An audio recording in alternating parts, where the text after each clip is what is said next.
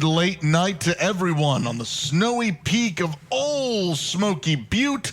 It's once again time for PSBN's Pretend Football Now on AM 577. I am Sike Manders, and with me, as usually always, is Maul Padira's Maul. This was one wild week of wild card elimination pretend football. That's right. The pretenders have truly fallen, and we are starting to see the outright creeping of Fed over the pretend football nation. Many of you out there in pretend football land now have already suffered your defeats. There's literally no hope for championship or redemption. You are all losers. But remember, there's always more losers than winners. That's absolutely true. Much like Highlander, Highlander 2, Highlander 3, the TV movie, and the TV series, there can be only one. Now, normally, everyone, we would paint you a playoff picture, but we're not artists. We don't have our berets and our baguettes and our old stank cheese. No. We have gotten a sponsor for this particular episode. So, the Playoff Pigskin Pagoda, I welcome you to it. It is brought to us by Dr. Fung's Acupuncture Asylum. When you have a crazy disease, you need a crazy cure, Maul. With nearly 30% improvements in patients losing eyesight, mobility, or the ability to feel anything below the neck, that is the Dr. Fung guarantee. You have Fed? Stop in for a safe treatment today. We are now using clean needles. Notice patients will likely lose eyesight, mobility, and the ability to feel anything below the neck. Well, I feel better about it. Absolutely. I love this pagoda. It's beautiful in here. Once again, Dr. Fung has spared no expense for us. Yeah, there's no one is better than Dr. Fung. It is the absolute truth. The pagoda here adjacent to Old Smoky Butte. Come on by. Come on, stop on down. Get yourself a wonderful Fed treatment. You deserve it. Absolutely. It's a roll of the dice that you can afford. And what's this? It's already stocked with scalpels, so I think I'm going to start. And I have a few questions for our listeners. Listeners, what makes an effective team? Is it in the roster? Oh, no, that's not the way. Is it on their bench? Oh, no, that's not the way. If you want to know if a team is going to go all the way, it's in their grit. That's where it is. Well, Maul, please, Maul. Please, control yourself. It's okay. Well, in this particular case, we'll do a little study in how the Rainbow Unicorn Death Squad fell at the hands of the delegation from Philadelphia in the first round, 52.5 to 53.5. Maul, I was reminded of the timeless sporting trends of Philadelphia boxing and their greatest pretend champion, Rocky Balboa, as I watched this game.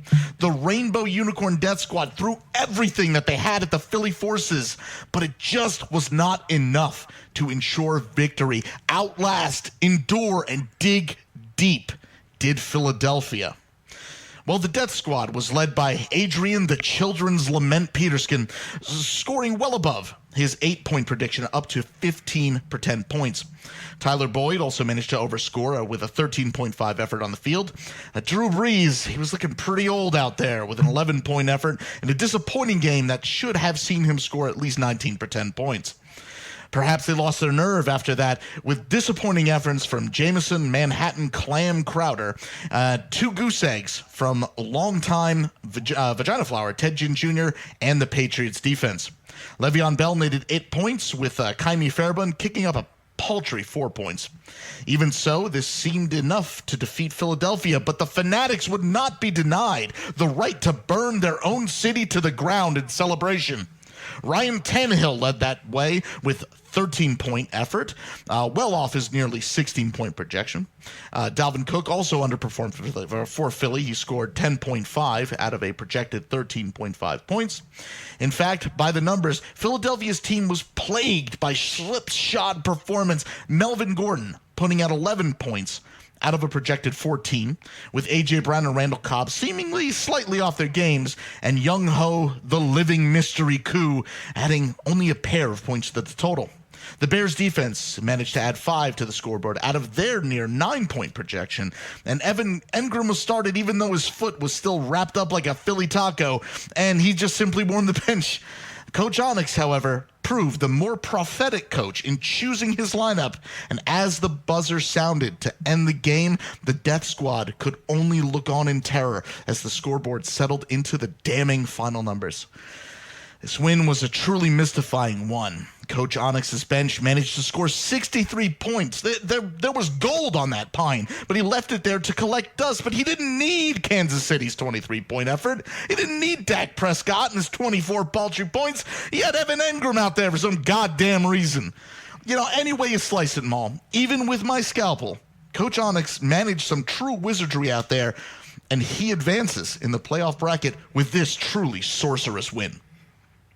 Yeah, it was a fantastic victory for Coach Onyx. I totally agree with literally everything that you said. It's sad to see Coach Ramona lose in the first round of the playoffs, but that's why you got to fight for that bye. And you know what, Coach Onyx, he is hot. He's hot at the right time. That was a pretty remarkable victory. You can never count out the delegation from Philadelphia. They really have what it takes. They have that grit. They know how to get in there and get dirty and just grind out a win like this one. Yeah, absolutely. There's a lot of moxie there, and he certainly is celebrating this, and I think he's going to we'll see what happens next week, but he's definitely a team on the rise. However, our first matchup features basically just regret and lamentation. It's about all you can say about the President's Men, as Molgo were dispatched in the first round of this year's playoffs by the Cooter Institute Beavers, 95-75.5. Now, the Beavers, they were led to victory by hometown hero James Washington, who finally emerged from whatever rock he's been hiding under since Big Chest went all loopy, and scored a team-high 21 points. The Pittsburgh Steelers defense was strong also with 16, and Benny Snell, DeAndre Hopkins, and Josh Jacobs all added 12. A finely balanced lineup fielded by Coach Cooter was all he'd need to tear down the walls of Molgo once and for all.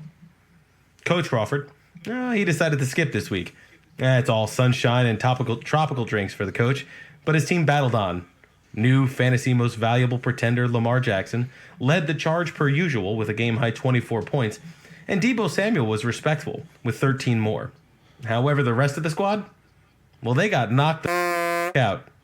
Newly acquired Tevin Coleman, who is not Saquon Barkley, scored 0.5 points, and Kenyon Drake, Royce Freeman, George Kittle, and Jake Elliott scored 20 points. Combined. They scored them combined. No bueno. The Beavers advance. Now Mogul is left to ponder the remnants of their wall and what could have been. It's hard to imagine that Coach Crawford feels good about what ended up happening to his team, Sike, since he made a couple of damning trades at the end of the season. We'll have to see how the Beavers will continue to reign here if they can keep it moving this rest of the way.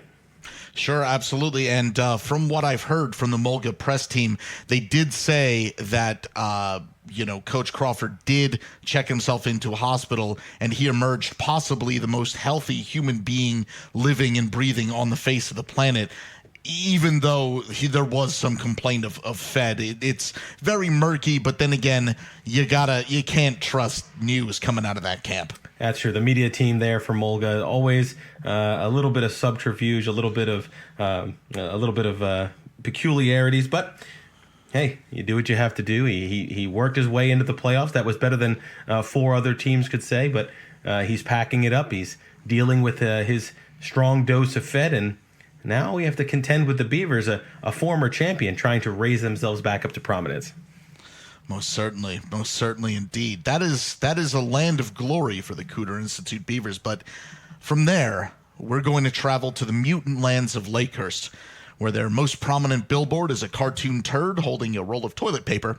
And the people there still manage to cram a blimp disaster from nearly 100 years ago down everyone's throat constantly. Of course, I'm talking about the second game I'll be covering, and that is the Blimps versus the Cincinnati Heartbreak. They took the field against their division rivals, led by the Beast himself, to see if they could ruin the dirigibles' launch into the playoff propers.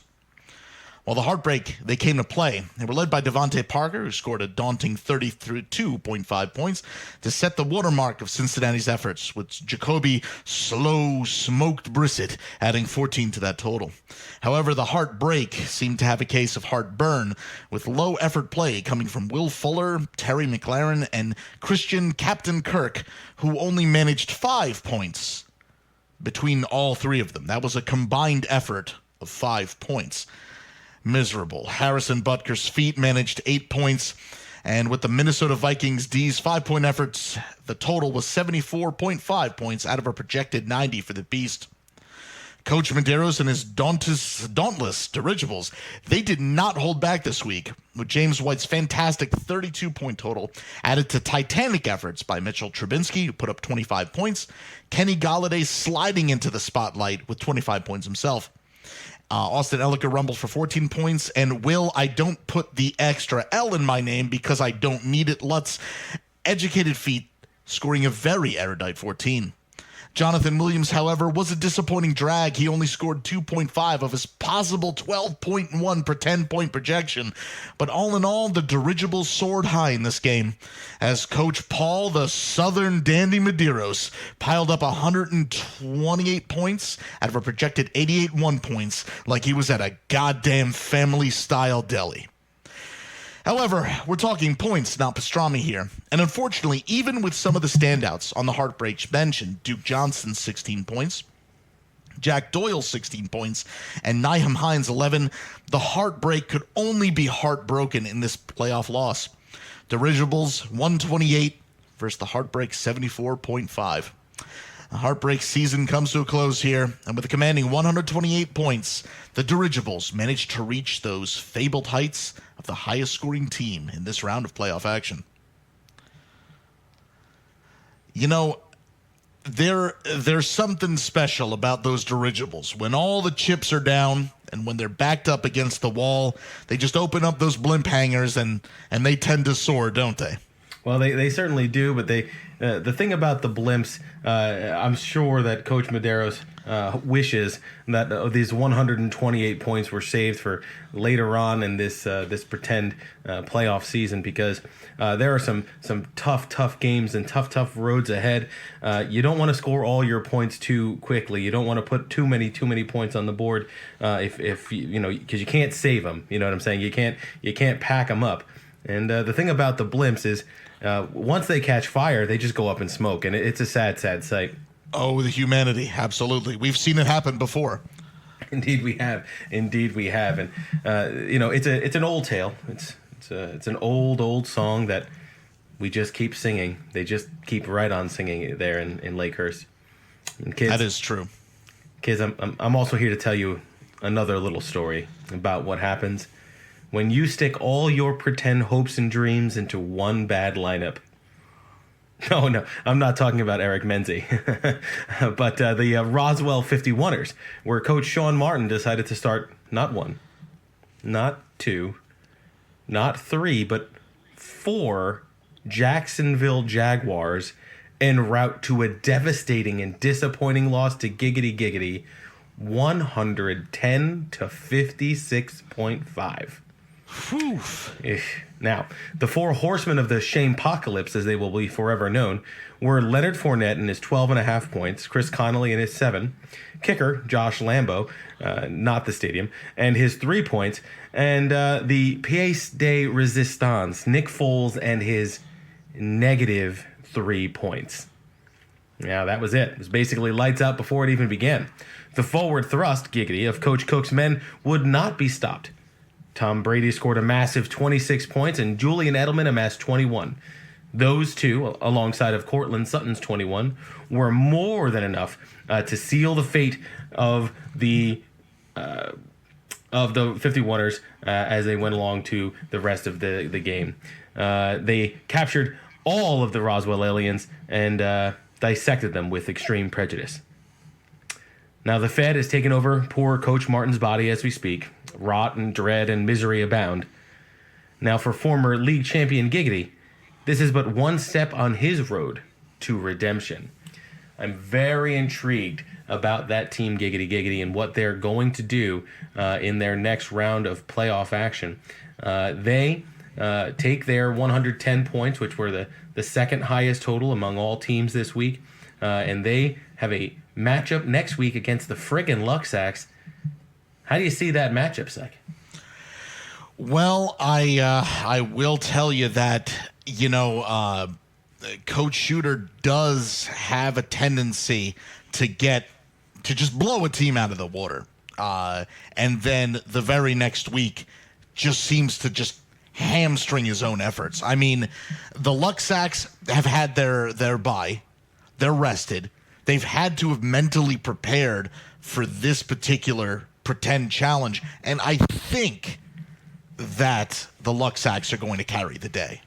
Well, it's hard to vote against a team that has two juggernauts like Patrick Mahomes and the running back for the Carolina Panthers, Christian McCaffrey.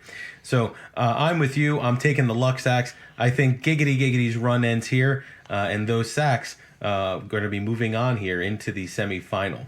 What else do we have on tap next week?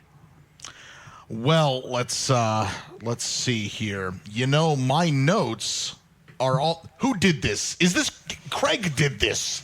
He had to have done this. Well, I mean, is your keyboard sticky with the remnants of? Oh my God! It smells like a brewery. He must have taken all of my notes. I'll tell you what. I'll just react. Why don't you lead? This is. Craig, this is the last straw. I've had it up to here with your damn antics in the trailer. Not only is he living in the backyard, it's bad enough that he stores all of his Gooter juice in the fridge and there's no room for anything. You can't let him stay outside like a caged animal. Isn't he just that, though, Maul? A caged animal. Indeed, he is. And you know what else is animalistic? The Philadelphia Fanatics, what a tough win. Gritty victory, as you pointed out, over the Rainbow Unicorn Death Squad. They have potentially the most difficult task in all of fantasy sports as they travel to Shartsville to play the South Shartsville Gravy Legs. This one's a tough one. I don't believe that the Fanatics will have it. The Shartsville Gravy Legs have only lost one game this season. I don't see them losing this one. I think the Gravy Legs roll. It would take a massive the world would have to fundamentally change its particles for me to go against South Shartsville at this point. I gave Coach Onyx the nods. He's a tough coach. He knows exactly what he's doing. He's ready for anything that can be brought. But to draw the South Shartsville Gravy Legs, I think it's too much. We're going to have a real Clubber Lang situation for him. Yeah, I would agree. Shartsville, like I said, only one loss this season. I don't see it happening in this matchup. We love Coach Onyx. We think he's done remarkable work, but he just squeaked past the Rainbow Unicorn Death Squad, and I just don't see it happening again. The other two matchups, we have the Cooter Institute Beavers, who rolled over Mulga, will play the Arbot Gopniks. This one has to be probably one of the most competitive and interesting matchups of them all. Certainly. It's definitely going to be an interesting time. Coach Igor has he's got a very strange way of starting players, not starting several players in the just before the playoffs. He said he didn't need them, and it turned out that he didn't. So clearly Russia is somewhat educated on pretend football. The Cooter Institute Beavers, they have an up and down sort of track. One week they'll look like studs. The next week will just be utter defeat.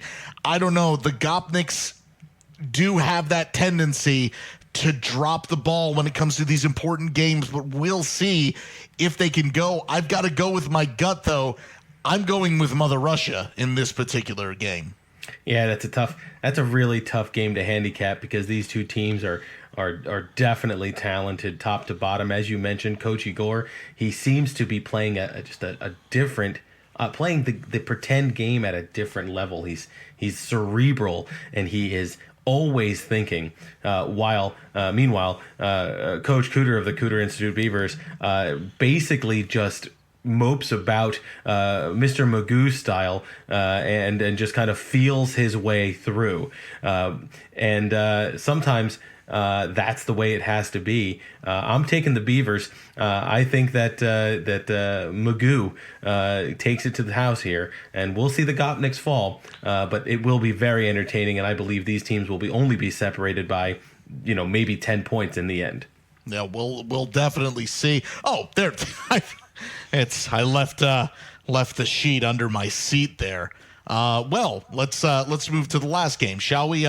We have the Lakers Dirigibles up against possibly the best team in this entire league, the Catskill Cleavers. This is, again, going to be a tall order. We've seen the Catskill Cleavers rise like a missile from mediocrity into serious competitive play.